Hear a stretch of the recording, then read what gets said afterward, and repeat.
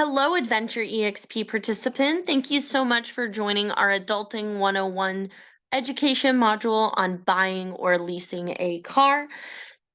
We have other modules if you are interested in our Adulting 101 series. Today, we are specifically going to talk about the differences of buying or leasing a vehicle, what they mean, and how to help you best make the best decision. First, we're going to start talking about what leasing is. Leasing is meaning you don't own the vehicle that you're purchasing unless you decide to buy it at the end of the lease. So it's a temporary thing. Just like living in an apartment, you return your keys after you're done with your lease. Leasing a car usually means there's lower payments. There's also mileage restrictions. You may only be able to drive 10,000 miles a year, 12,000 miles a year, which means you're mostly going to have to stay local. You're not going to want to have a cross country trip to California from New York. You also may get excess wear and tear charges that are a possibility for you when leasing a car. You put your dog in the back seat and they scratch open the seat and you need a whole new car seat. The dealer may require you to pay that. Leasing a car is also a great option for if you're always wanting a new car. You get a car every 2 or 3 years. Some people want to get a car every 6 months. That is a great option for you. This usually comes with less maintenance, so you're not going to need to get a whole engine build out or a new transmission because it will be a brand new car. This also means that the resale hassle process is just not there because you immediately, when the lease is done, give your keys over and say, "Have a good day." It's an easy transition. You're always going to want to check the lease agreement to make sure that you understand every part of it and what restrictions are there because there are restrictions, things you agree to, and things to check out to make sure that you're making the best decision. Now, there's also time restrictions. So you may only have the car for 6 months, you may have it for 3 years. Keep in mind those time restrictions. And why would you want to lease? Leasing is the right choice for you if you want to get a vehicle without substantial financial commitment upfront, because it eases the monthly cost to a more manageable number, and it usually allows you to drive a more luxurious vehicle than you otherwise might be able to. But keep in mind, you still may be responsible for other charges. For example, if you need an oil change, check that lease agreement. You may get free oil changes, you may not. And you're also going to want to think about if you get a flat tire. Is that something in the lease agreement that the dealer has a deal with AAA, or is that going to be something you're going to have to deal with on your own? You're always going to want to be in the know when it comes to leasing. Moving forward with buying a car. Buying a car gives you the potential to own your own vehicle and keep it as long as you want. Whether that be 6 months or 10 years, it is your vehicle, your decisions, your choices on what to do with that vehicle. You do have the potential to build equity or have depreciation depending on what vehicle you buy.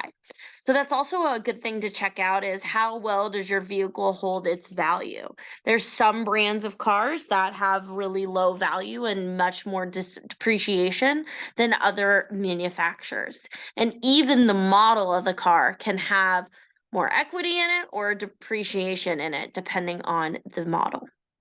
Buying a car, there's no mileage limit. So if you're a big road trip person, take it away and go as far as you want with it with no mileage limits. There's also no wear and tear charges. So if you have something that happens to it, damage in the car or in front of the car, it's your problem to fix. You're not going to get an added charge for having that. And also, you can resell or trade your car in whenever you want. More flexibility with that instead of a lease where you have a set end date. There are more maintenance costs if you purchase a used car. So maybe it needs a whole new transmission. That is going to be your cost to figure out, even if you buy that car 6 months down the line and that transmission goes out. That is up to you to fix and maintain. Now, why would you want to buy? Why would that be the right choice for you? Well, if you prefer to be in total control of your vehicle and your finances, buying might be the best option for you.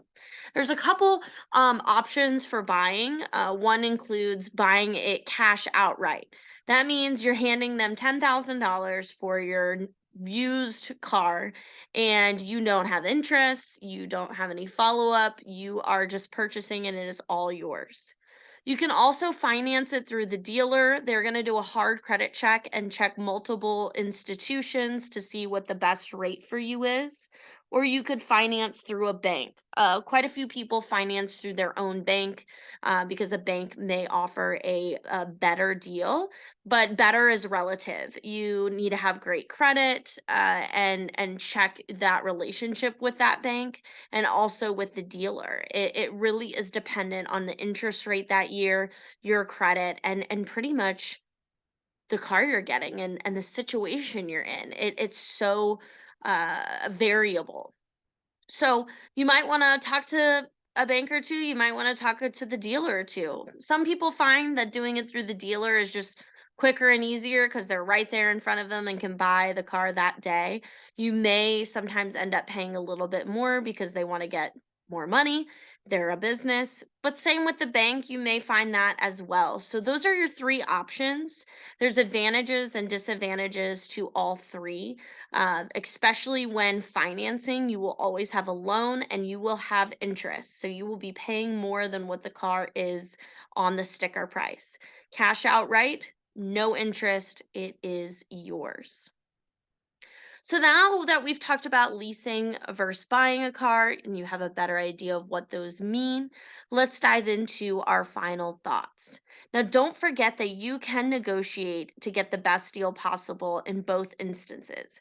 You can negotiate your lease terms, you can negotiate the price of a car, you can negotiate the monthly payments if you're financing a car. All of these things are negotiable and you can walk away at any instance. You are not locked into anything until you sign the papers.